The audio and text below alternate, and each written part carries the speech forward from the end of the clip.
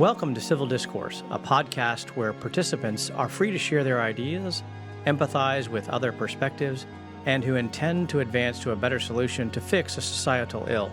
We will focus on topics that are particularly complicated. In a time where information is from sources more opinionated than ever, our mission is to find solutions and goals to accelerate the nation's progress with cultural impunity. I'm your host, Todd Furniss.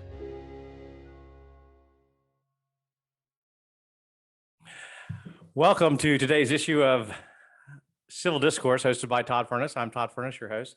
As always, if you like the content, please feel free to like, share, and subscribe. We're eager to have as many people view this important content as is possible. We think it's important to have thoughtful, long-form conversations with people about matters of consequence with people of substance, and Leon certainly falls into that category. So thank you so much for being with us today. We My have pleasure. Leon Wisniewski. And Leon, just for those who don't know, let's start with reminding people about your passion and how you got into this morass of data. Sure. So I used to work at a Blue Cross in contracting and in fraud, waste, and abuse, where I had visibility into their claims data. And you could clearly see low-cost care pathways in the data.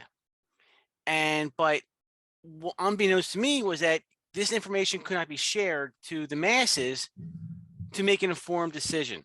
So you had all these people making blind and wasteful choices, causing financial harm to them for the simple reason they did not have information to make a decision. And when I socialized, this information to management, I was ignored. They didn't want to discuss transparency and how to use the data in a population health capacity. And so that troubled me very much, because it was not only unethical, it was just indecent. And it just did not sit with my ethics to be quiet while somebody else gets hurt. And so that is who Leo is and what Health Cost Labs is about. It's about giving people information to make an informed decision. Very good. And so you started your company, you've been funding it yourself. Yes. And it's somewhere between a commercially viable business and a passion project. You're working 27 hours a day. I am. And you feel strongly about the subject matter, which is clear in not only the work that you do, but also in the posts that you make that many of us follow. And if you don't know, you should follow Leo on LinkedIn. Because I think a lot of the comments you make are spot on, and you do it in such a pleasantly unvarnished way that it's easy to digest. It does get me in trouble sometimes. But that's part of the fun probably for you. It is. So let's kind of go down to the next step. You've exposed all sorts of things in the industry in terms of fraud, waste, and abuse. You've identified prices that are completely out of control, wildly disparate, oftentimes in the same geography and the same network by the same provider. Same hospital. Yeah. And so what has been the reaction in the marketplace thus far to what you're doing? So thank you. This has been a crazy year for me. Not only trying to clean up these files and bring a product to market, but what I'm discovering now is that we have another problem, and that's just the industry middlemen who do not want to use the data. So the reaction has been, very favorable, encouraging. This is great, but my sales are not where I thought they would be, not because it's a bad product, but because the people, the middlemen, don't want to disrupt their paycheck and their clients, the carriers. And that's what I'm facing. Okay, so I want to unpack that for a second, because I want everybody to really understand what's going on here, because this is vital and it's important, and it goes to the heart of the unaffordability of healthcare issue. So when you say the middlemen, you're talking about specifically brokers, you're talking specifically also about carriers. Yes, but I've been more about the brokers. I've had a lot of face-to-face conversations with brokers. And it's just, this is great. And, no, thank you. And I'm shocked and somewhat amused that this person thinks they can manage medical costs without knowing the unit cost. And it's like, what planet are you on that you think you're doing a good job to your client when you don't have this information? So I in one turn, I kind of laugh at them internally. But the other part, I'm really disappointed for the clients who they serve because they're not being serviced well. So let me challenge you a little bit on that. You said they're clients, and you're talking about the companies to whom they sell to whom they sell insurance, right? Yes. So Okay. I don't know how they think they're going to. Hold on for a second. Hold on for a second. Go ahead. Who pays their bill? It's the carriers.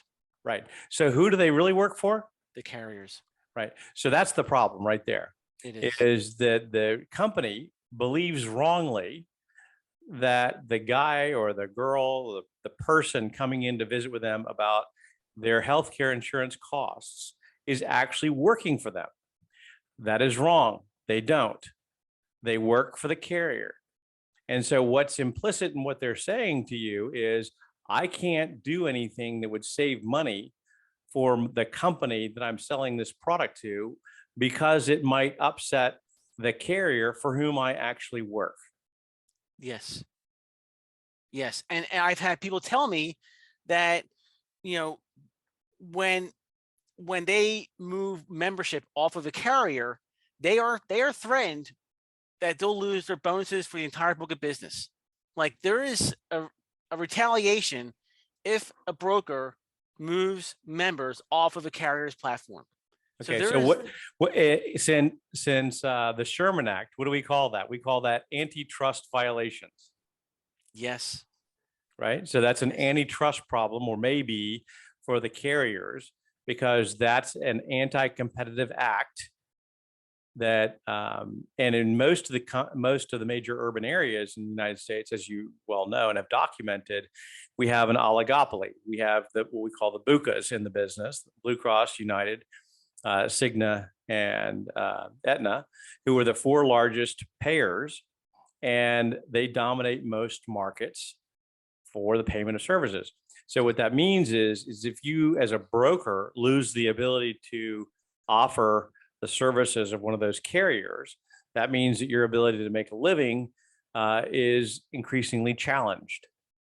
My hunch is, and what you're likely to next tell me is, that if you lose your book of business with one, the others probably look over their shoulders and say, hey, wait a minute, this guy was a Blue Cross person, and now they're trying to come to me to do some stuff, but hey, I don't like what they just did to Blue Cross, so I'm not going to give them the ability to market my product. Well, I mean, it's part of that, but I think it's the carrier threat. You move one more member off my platform, and you're not going to resell our services, and you're not going to get your bonuses. You're going to cut them off. Right. And I feel that I also hear that with doctors. It's like, so many want to get rid of the contracts and the provider abrasion and hoops they have to jump through, but they're afraid of the retaliation from their health system if they leave them. Like, so I've read some doctors are fearful the hospital will terminate their admin privileges to their hospital to do surgeries should they, cancel their contracts with the carriers. So there is this threat of retaliation if they want to, get away from the scam. So and that's what we're dealing with. Yeah, and as we've talked about in the past, the best way to do this is really through direct payment, right? Yes. And if we just paid cash directly, first of all, it'd be cheaper, and second of all, you wouldn't have all this tomfoolery going on with regard to economic stakeholder interests being created, and then they run the risk of being divested of those interests. And so you have all these competing interests that aren't in any way helping the patient. Yes, and most of my constructive and positive conversations have come with people who are engaging in the direct pay arena. They're going to say, hey, we're just going to screw the contracts. We're going to offer you cash, direct pay. We're not looking to pay you. We're not looking to rip you off and pay you Medicaid rates. let's find, a happy medium that 140, 150% of Medicare. You make your margins. I don't got to deal with the insurance companies, and it's win-win. So most of my positive conversations have come from this population. Right. So we'll start. I'm going to kind of highlight a few things as we go through this conversation that I think are really, really important. Thing number one is to all the CEOs and all the HR managers who ever get across this. Thing number one is brokers don't work for you. Brokers are not working in your best interest. Brokers are working for carriers. And as a result, they're paid by carriers and their economic alliances are tied to carriers. That's thing number one. Okay, so now we've seen some other things happen, and I'm sure you're keeping track of this. United now is the largest employer of physicians as a single company through one of its subsidiaries. So, which raises the question, which is on the doctor side, as you just mentioned, if they break with an insurance company, their credentials to be able to perform at a particular hospital may be revoked as well. And so that's interesting because it sidesteps the credentialing committee, which is normally based on competence and complication rates, and goes straight to an economic issue. So so thing number two, as we're going through, is you got to understand what's really going on with the hospitals and the physicians you're working with, because the physicians may have a pretty strong economic headwind if they try and do something different from what the insurance company wants. Right. So what I'm having a lot of positive conversations with states, businesses group on health, who understand that these barriers, which you just commented on, and saying, we're just going to do a direct pay cash, maybe no contract at all, and just take the wind out of the sails of the middleman economy, as I call it. Right. So there's a force that's going its own way. So, which brings us kind of to the third element of the discussion, or another element of the discussion, which is how do you solve the problem with cash payment? So I was just looking at, and you're going to laugh at me for this because I have a tiny little company and my premiums went up by 8.6%. There's no rationale for that. But I've got an admittedly gold-plated plan. My premium is $3,000 a month for my wife and me. Okay, so I'm just doing the math. Okay, so 3 times 12 is $36,000 a year. Is there any possible way that I'm actually going to use $36,000 worth of medical services this year? Absolutely not. Is there any possible way that I'm going to use a fraction of that? I'd be hard pressed if I were doing cash pay to use 30% of that. So again, and I recognize that I'm, put into a pool that spreads the risk across a bunch of different people, and I get all that. But I'm still looking at this and saying this doesn't make a whole lot of walking around sense. No. So, I think that, the medical sharing communities are going with price transparency. I think the medical sharing communities are going to, take off like the .com companies of the late 90s, where they're cheaper. They're offer protection for catastrophic claims, and just nobody can afford $36,000 a year or even $28,000 a year. So the insurance industry, they have priced themselves out of the market. So the medical sharing communities are going to fill in that space. Well, the other thing that I think is interesting is the percentage of people who have access to insurance through the companies for which they work don't elect it, right? So they just opt out. They say, I'm not going to do it. And so in some instances, more than 50% of the insured population, or the population that should be insured under that company's plan, don't opt in because they can't afford it even with the company. You're right. I mean, it just, the price transparency is going to open up a whole new industry of lower cost alternatives. Now, let me comment that I've been doing a lot of research on the Affordable Care Act, and how does a company survive by offering coverage and comply with the Affordable Care Act? And I'll tell you, I found this answer out through a lot of homework. So there's 2 penalties under the Affordable Care Act, Part A and Part B. Part A says you have to offer minimum essential coverages. Right. And We that's call like them the MEC plans. the MEC plan. Thank you. That's like vaccine shots, behavioral health, access for behavioral health, immunizations, really cheap stuff. That's MEC. That's part A. And then part B is the plan has to have the 60% minimum value compared to the average plans of the state, which includes major hospitalizations, and it has to have unlimited coverage. So you can't price something unlimited, which is why everything's so expensive. However, an employer only faces the Part B penalty when an employee goes out to the exchange, buys a plan on their own, and is eligible for subsidies. So if you were to offer a medical sharing community with a great MEC benefit, it's going to be cheaper for that employee to stay there than to say, no, I don't want it. I want to go buy an exchange product and get subsidies. Then you get a penalty. So it's very hard to get penalized under the Part B when you're paying cash rates for the hospitals and you offer a good MEC coverage to keep them well. So this path is going to take off next year, definitely. So one of the things that's interesting, I just finished a lunch meeting where I was talking to a buddy of mine and we were fashioning a plan that's going to actually save his client 40%. 40%. That's before the increase that was of the renewal.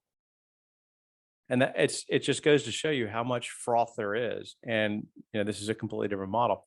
So I want to go back to one of the things we were talking briefly about antitrust issues.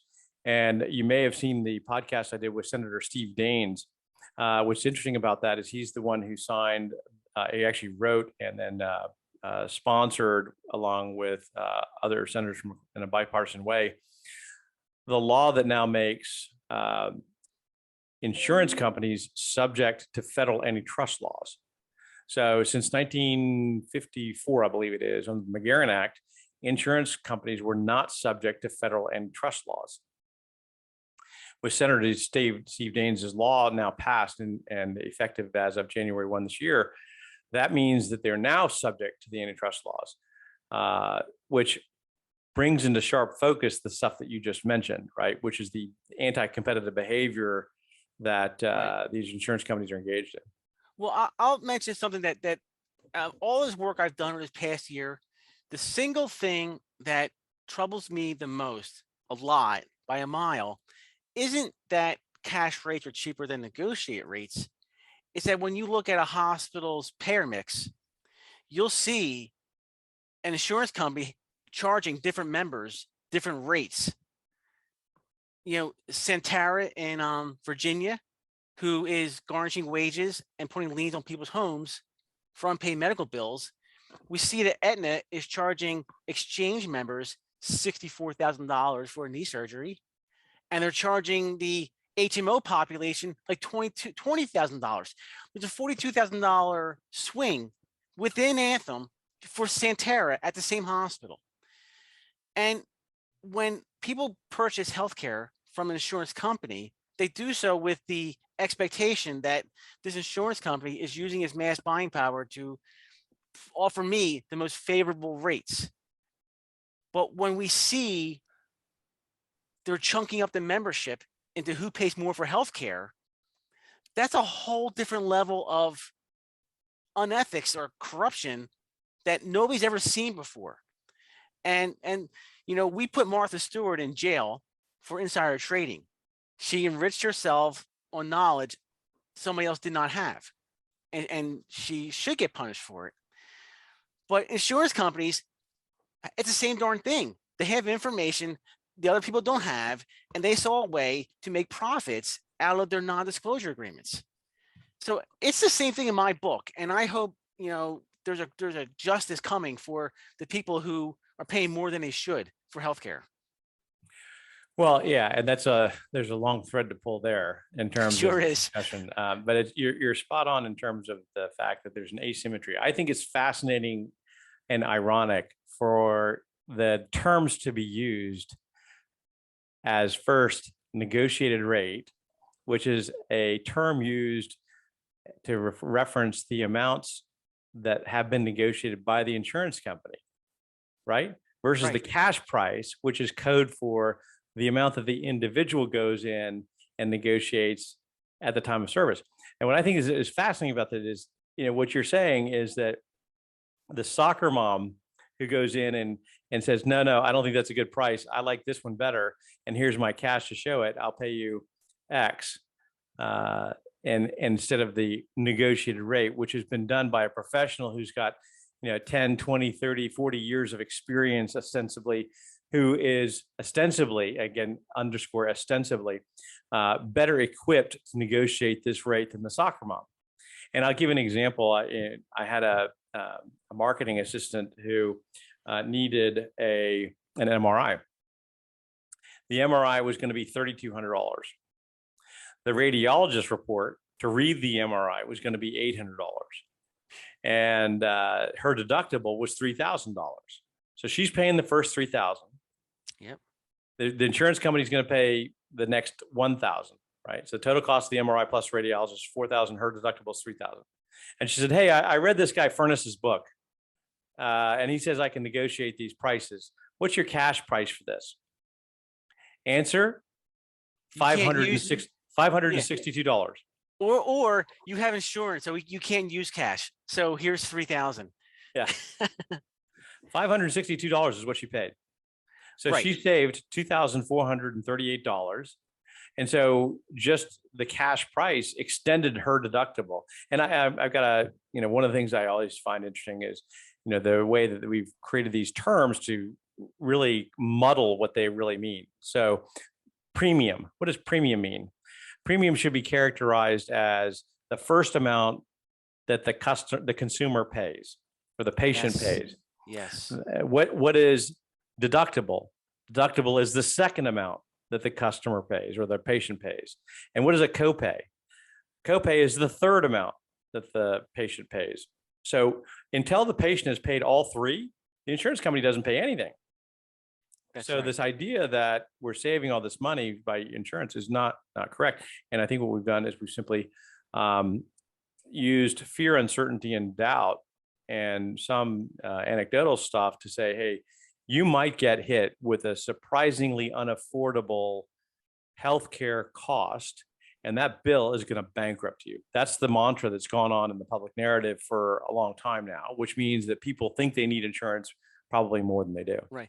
So let me comment on, let me add something there on what you said, that Marshall Allen wrote a book this year called Never Pay the First Bill. And it was ways to fight the insurance industry, fight back. And he dug up this gem in there. It's called the open price term. It's part of the consumer protection laws that was started in like year 1810. It's been around forever.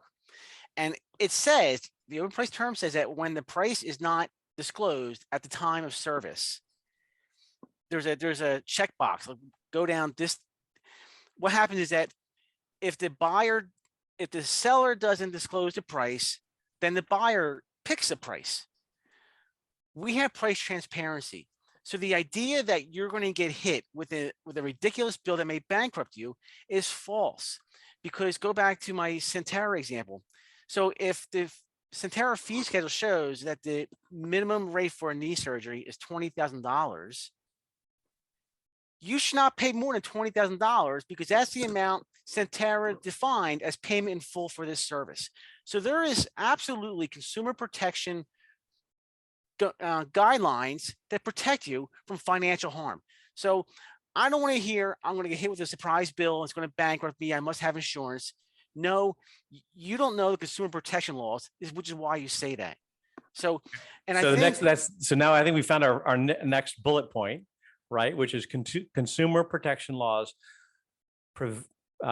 protect you against surprisingly unaffordable hospital bills and other healthcare costs. Yes. And I feel that this is why many of the hospitals have still not posted their fee schedules, like HCA, Dignity, Banner, Chi, Christus, Texas Health, because they know once they post those prices, they can't charge whatever they want, because now the consumer has a backstop to a ceiling as to how much to pay for healthcare. That is why hospitals have not yet posted their rates because they know their gig is up when this numbers come out. Well, it also underscores the value of advocacy in this space because there's such an asymmetry or an imbalance in the understanding of this, all these different and sundry laws and rules and regs, and how to negotiate and navigate your way through this morass. It's become so complicated, I think intentionally so, that it's difficult for people to know what their rights are, and they've been hearing how fearful they should be for such a long time.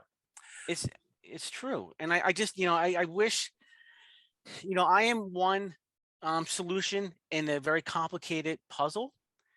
I need others. What I need is a megaphone. I need to partner with somebody who has that megaphone, like a Mark Cuban, who can just go over the swamp and do that advocacy and say, no, no, no, no, no, that's wrong. This is right, and educate the masses. I need to partner with somebody who has that megaphone. I'm doing my best. I got a big microphone right here. Well, great. So if anybody's listening to this podcast and you feel you can help me educate the masses, please contact me. Very good. Well, thank you for that. Now, I want to turn to recent developments. There's a big announcement you have to make. Oh, this is great. And I just want to hear about this. I want to be one of the first guys to have you on and really unpack this groundbreaking stuff. So tell me about what's going on. So we're bringing in a new co-founder. I won't name him yet. It'll come out in a few weeks. He's from the pharmacy side of the industry. And what we're going to do is we're going to crowdsource the independent pharmacies EDI 832 files. And what that means is that when a pharmacist buys drugs from a wholesaler, the wholesaler gives them a receipt for their purchase. And in that receipt, it shows the amount the wholesaler paid or is selling that drug for. Right. So when we crowdsource public files, we go around the non-disclosure agreements and the gag clauses. So we're going to aggregate all these EDI files into my website where pharmacists and even employer groups, it'll be free to them with an annual subscription, can go in, choose an NDC, a drug, and see, oh, this aspirin costs, 2 cents a pill. I shouldn't be paying $60 for a 30-day supply. So we're just going to offer this transparency. And in return for pharmacies who don't donate their EDI files to me, I am going to give them free access to their state's insurance and hospital data so that they can compete with CVS and Walgreens as far as they want to open up their own minute clinic. So we're going to do this bi-directional data share, which is going to benefit both of us and shed light on unit cost of this pharmacy data. Okay, so I actually did one of my first ever agreements as a lawyer, which was an EDI deal. So this is 100 years ago when I was young and impetuous. But the EDI stands for Electronic Data Interchange, and it's a format, a tool for exchanging information in the payment context, correct? Yes. Okay, so what you're saying is that the EDI transmission creates, as a byproduct of that exchange, a receipt. Yes. The receipt can be printed off and virtually or in reality, and then shared. The receipt would likely have to collect, to the extent applicable, sales tax information. Or just sales, the cost of the drug. Maybe I don't know about tax. Maybe is in there. I don't know. My point is it may collect sales tax information, which further fortifies this notion that it would be likely a public document. Oh, I see. Right. So, but it certainly would include the price paid by the independent pharmacy and the units purchased. Yes. Right. So you can disaggregate ultimately down to a cost per pill. Yes. And so what the new co-founder tells me is that there is no marketplace for wholesalers. So a pharmacist may know he's getting a great price on drug A, but he may be paying too much on drug B. He doesn't know how to shop with drug B. So we're going to collect this information, put it in an easy to read table where they can just filter for their drug and see, I'm going to go here for drug A, over here for drug B, and and we're hopefully we can bring this information. If Mark Cuban wants to help me, we can help the consumer say, I shouldn't pay more than $2.60 for this 30-day supply of medication. I don't care Walgreens is charging me 60. I shouldn't pay more than $2.60. So it's about bringing this baseline to America to understand what is a reasonable cost for medication. Right. So when will that service be launched? When will you start exchanging that bidirectionally or Yeah. reciprocally? So my guys in India are updating the website right now to move this, to collect this data and do their programming. It's happening right now, but I certainly hope it'll be ready, mid-January. Very So good. once it's there, so I'll be charging I'm thinking I'm going to charge like pharmacists who donate data $30 a month for access to the website, because it costs me money to extract these EDI files. It's not free. And if you don't donate data, I may charge $100 a month. And people who buy the hospital data will get this data for free. So it's a value added service to my product. And then, hopefully we can compete with the PBM. Once we collect enough EDI files, we will have a de facto fee schedule, right? And so once we have a fee schedule, now we can compete with the PBM and process claims. So it's just a whole separate pathway to bring competition to the healthcare industry. Very good. So when you compete with the PBM, what would you anticipate that looking like? So firstly, employers or whoever can come into my website and see the reasonable cost for medication. And then I guess, what we could do is, once we have enough data, they could, say, okay, I'm not going to pay more than $2.60 for this 30-day supply of medication A. So they can load that fee schedule into a TPA. Okay. So rather than a pharmacist sending a claim to the PBM, they can send it to the TPA, and it's going to take money out of the healthcare system. Well, so it'll take a cost out of the system. It'll take cost out of the system. Yeah, yes. Which is good. The thing to just be mindful of is who owns many of the TPAs. Well, then there's independent TPAs, but once you load the fee schedule, it's just a machine to process a claim. That's all a TPA is. No, I agree with that, but oftentimes they're owned by the carriers. Yes, we have to go to an independent TPA. Right. But the employer groups, they'll make that decision. I'm just aggregating the data, how they want to activate that data. That's their call. I'm not doing that. The important thing here, and I think this is the next bullet point in our discussion, which is TPAs may not work for the company either, meaning they may not work for the purchaser of the insurance product. They may work for the carrier. Yes. So that's another conversation we could have, but I'm just I'm trying to point out the economic interest that stakeholders have. And because once you start saying to the TPA, hey, here are the prices that I want you to pay. A TPA is essentially like an accounts payable function. And yes. Historically, it's an if-then statement. If the bill comes in, then you pay it.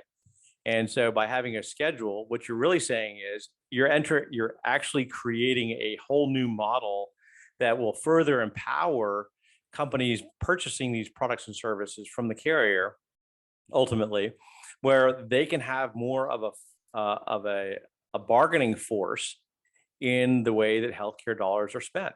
And it's powerful. It is. So I'm excited about it. It's to change healthcare. The only way to change healthcare is to collect public information. Download files from hospital websites, crowdsource EDI files. Because if you request data from the PBM or the insurance company, you're not going to get it, or it's going to come with restrictions where you cannot use it to the maximum potential it has. So you have to download public information or crowdsource. It's the only way to offer true market forces in healthcare. Or get it from the companies under ERISA because it's their data. Or go overseas and get it. I don't know, but you're not going to get information to compete against the insurance companies from them or PBMs. Well, I think that, yeah, the real benefit that you're adding to the marketplace, which needs to be really highlighted, is that you're creating a great deal of information that empowers the end user to make better decisions, reduce costs, and that this is good for everybody. I mean, what people don't understand is there's a direct correlation between what you're doing, Leo, and not just the cost of care for an individual company and its employees, but ultimately should be reflected in Medicare and Medicaid, right? Because Yes. if you look at the imbalance in the trust accounts, for example, for Medicare, we're in bad shape. Or if you look at the burden on states right now, I don't know if you've heard these statistics. I live in the great city of Dallas here in Texas. Parkland Hospital is our big county hospital. It's very famous and fantastic physicians, probably one of the best places in the world to go to have a baby. But they bill $3 billion a year. They collect about $300 million a year. Right. And so like right here, like we have uncompensated care. I just laugh. It's just, that is a joke. It's like, you cannot charge the moon and the stars, and if you didn't get paid the moon and the stars, call that uncompensated care. Your price has to be based on market forces to discover the price. Anything over that is pie in the sky and fiction and belongs in Disney World. There's no uncompensated care. And there's another piece to this, which is that uncompensated care, or the care for indigent patients, those who theoretically can't pay or can't pay. I'm not trying to suggest that they can. Is covered, may be covered under their financial assistance policies, which are a function, or can be a function, of their not-for-profit status, especially. But most hospitals in the United States have financial assistance policies, and you can make, in many instances, up to 4 times the federal poverty limit and qualify for financial assistance, which is another way to avoid these, what I call unsurprisingly unaffordable hospital bills. I think, what for me, like what was very striking during the lockdown of March and April 2020 was we saw hospitals, their budgets cratered because they lost so much money on elective surgeries. Exactly right. So most of your medical spend is in elective surgeries. So in the Parkland Hospital, if you're in Dallas, you don't if you have an elective surgery, you don't have to go to Parkland. You can look at Health Cost Labs, find another hospital in Dallas that does your treatment and go there. And so most of your money is in elective procedures. So we can absolutely reduce the cost of healthcare and get rid of this ridiculous word of uncompensated care when hospitals offer prices that are based on supply and demand. Right. And the point that I make in my book, and the reason I call my book the 60% solution, is because if we can create and reinforce this consumer demand to force down prices through good information exchange and transparency, then it helps 100% of America. Yes, I mean, right now it's the middlemen who are consuming all the cost reductions aren't being transferred to the doctors and hospitals. They're being gobbled up by the middlemen who, are just creating abrasion and jacking up their administration fees. It's ridiculous. Well, and if you look at the loss ratios and how they've changed, it used to be a long time ago, 94%, and now it's down to what, 65% or so? Yeah, it's not what it once was. So Leah, what's next on your horizon? You're looking at the PBM thing. I mean, at the just completely disrupting the supply chain for pharmacies in a good way, meaning you're going to provide a much more price transparency. What I also see this is a theme running through your passion is, sticking up for the little guy and yes. kind of helping David fight Goliath. So implicit in what you're saying is that you're going to help independent pharmacies compete against CVS and Walgreens, as you kind of mentioned earlier, explicitly. But I think the power of this is really going to be significant. And I think it's going to help a lot of local communities who want to go to an independent pharmacy, because I feel like they get better attention and better care. It's kind of like going to a banker. A lot of people would still like walking into a branch and having the teller actually know their name. Right. It's like going into a pharmacy, an independent pharmacy, more often than not, when you can say, hey, my name is Leo. I need, Yes. this med. And actually, like I saw in like I hear on commercials or wherever that pharmacists are most of the time the patient's first contact point in their care pathway. Yeah. Because when they're sick, they don't go to the hospital or doctor, they go to a pharmacist. What medicine can I buy to heal me? Right. And so if the pharmacist has this information, they can help them, the patients more financially, should they need to refer them to a clinician. So it's absolutely going to help them. And so also coming down in 2022, the insurance companies have to post their files. So I will be canvassing the nation, downloading these guys and loading them into my website. So we're busy. We're very, very busy here. But I'm up against the brokers who aren't acting on the data. And what's needed is the employer groups, the fiduciaries, to go around them to make their own decisions for their workforce. That's what has to happen. So another way to think of this may be to say, what would happen if somebody like a Marsh came to you and said, Who's Marsh? Marsh McLennan. The broker. Yeah. Firm. Okay, thank you. I'm sorry. And they said, hey, we believe in your cause, and we want to do exactly what you're saying. And we want to adopt your information, and we want to compete more aggressively. What would happen there? I would sell my data. I mean, I'm not signing any exclusivity deals. I mean, and I feel that the first big brokerage firm who embraces this data is going to have product domination, because two brokers cannot go into an employer's office, one with the transparency information, the other without it, and lose the account.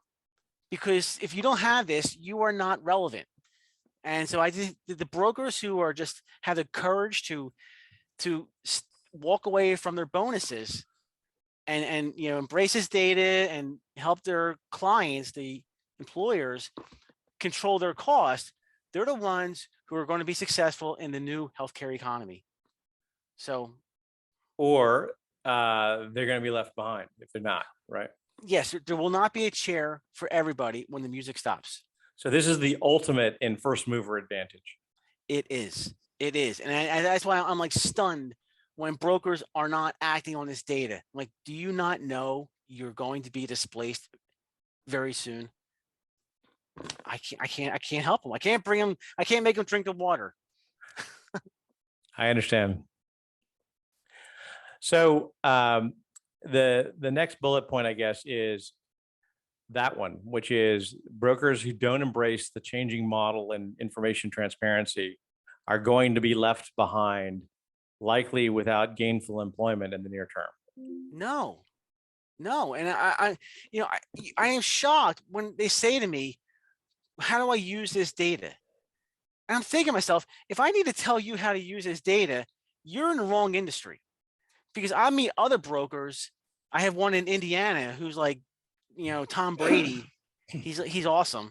And he's throwing darts at everybody because he knows how to use this data to arrest the cost of inflation. And I love him. We need more of him. But the people who are not acting on this data, they will be displaced. There's no doubt in my mind. Yeah. And I think that's kind of one of the powers of the web. Ultimately, it's all about the democratization of information, making sure it's available to anybody who wants to take a look for it. And that's increasingly the case. So we just got to get the message out, whether it's through shows like this or other vehicles. Right. We just got to get the information out. And I feel that my data, it's cheap. My data is cheap. I'm not charging enough money for it, but I sell it by the state. So whatever if you're in Texas, I divided Texas into 4 parts. So you can only buy your north, the Panhandle or Central Texas. So you can afford just to buy the data that's necessary to in your own market. It's not expensive. It's an ER visit.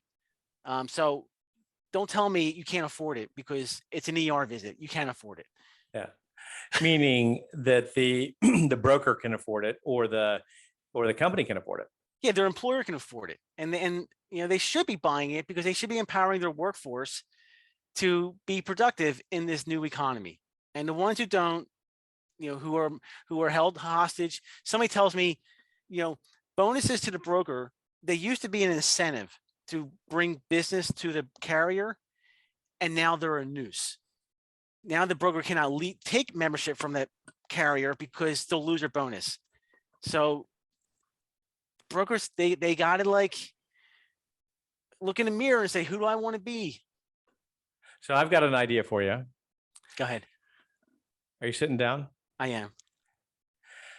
What would happen if a county purchased your data and made it available to the residents of its county?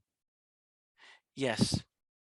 I've thought that. I have to think about how I'm going to price that because, because you are redistributing my work. Yeah. So I have to figure out, if you're going to redistribute the work, I have to jack up my cost because I gotta figure out how to price my data if you're going to redistribute it. But I absolutely believe that the best thing a city could do for its citizens is to buy this data, put up a bulletin board of the top 10 codes in this, mammograms, colonoscopies, ER visits, and just inform. Or if I can meet a Mark Cuban who wants to buy my data, put into a mobile app, and let's make it free, let's do it. But it's not free for me to procure. So right. I can't do it for free. No. No one would expect you to. And maybe Mark Cuban will hear my podcast. I'll make sure that it gets his way. I'll send a special note to him. Thank you. I don't know Mr. Cuban, but we have friends in common, so I'll see if I can get it to him. All right, thank you. All right, well, Leo, thanks so much. And for those who didn't notice this, I called Leo Leon at the beginning because he's Leon, but he also likes Leo. So Leo's fine. I'm going to call him Leo. Leo, thank you so much for your time today. It's wonderful, as always, to chat with you. And I encourage everybody that has an interest to go learn more about Leo. And again, tie to LinkedIn, or alternatively, we'll have the contact details at the bottom of this podcast. So Leo, thank you so much. I love talking to you, and I'll talk to you again soon. All right. Thank you. Bye, Todd. Cheers. Thanks for watching this week's episode of Civil Discourse. To learn more about today's topic or our guest, visit www.the60percentsolution.com or www.tfip.group.